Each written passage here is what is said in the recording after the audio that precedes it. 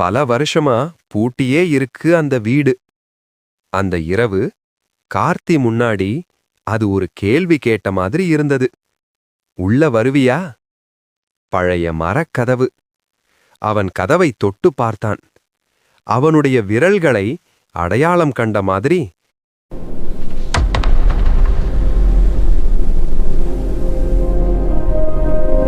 கதவு திறந்தது.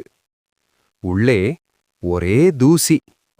சுவரில் இவன் சின்ன வயதில் வரைந்த அடையாளங்கள். வீட்டின் மூலையில உடைந்த பொம்மை. மேசையில அம்மா வைத்திருந்த அந்த எண்ணெய் விளக்கு. அந்த விளக்கு கார்த்தி மெதுவா ஏத்தினான். ஒளி பரவியதும் வீடு உயிர் பெற்றது போல இருந்தது. அம்மாவின் சிரிப்பு, அப்பாவின் குரல், வீட்டில் சின்ன கார்த்தியின் விளையாட்டு, பழைய சந்தோஷங்கள் அவன் கண்முன்னே வந்து போனது.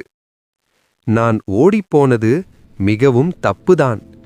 அதை நினைத்து இன்றும் வருந்துகிறேன். வாசலில் மீனா நின்று கொண்டிருந்தாள். அவள் முகத்துல மர்மமில்ல, நிம்மதி மட்டும் இருந்தது. இப்போ இந்த வீதி நிம்மதியா மூச்சு விடணும்.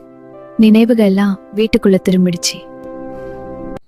ஒரு கதை முடிஞ்சாதான் அடுத்தது தொடங்கும். அந்த வீதி இப்போ அமைதியா இருந்தது. மீனா வைத்திருந்த அந்த நோட்டு புத்தகத்தை திருப்பி பார்த்தான். முதல் வரியில் திரும்பி வா கார்த்தி என்று இருந்தது. என் பேர் உனக்கு ஞாபகம் இருக்க? உன்னோட விளையாடியது கூட எனக்கு நினைவு இருக்கு கார்த்தி. சில நினைவுகளை நான் மறந்தாலும் நம்ம தான் அவைகளை திரும்பி பார்க்கணும். அந்த வீதி இப்போ அமைதியா இருந்தது.